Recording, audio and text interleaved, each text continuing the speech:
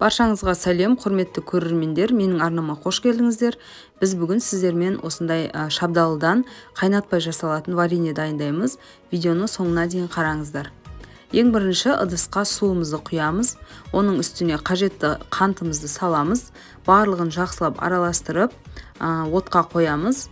Одан кейін бір лимонды алып, орташа бөліктерге майдалап бөліп, ортасындағы сүйегінен ажыратамыз.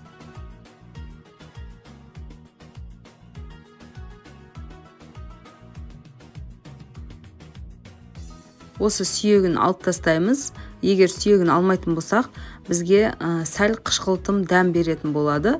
Сол үшін алып тастау қажет болады.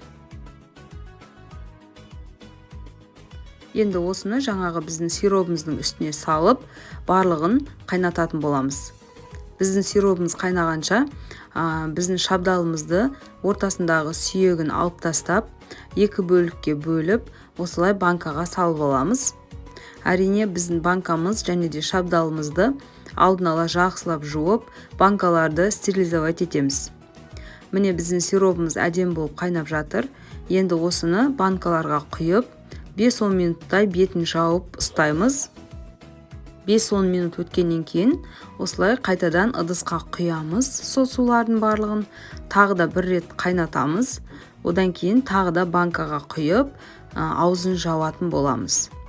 Бұл вареньенің жасалу әдісі компотты жасағандай болады, бірақ бізде бір артықшылығы бұл жерде қантымызды көптеу етіп саламыз.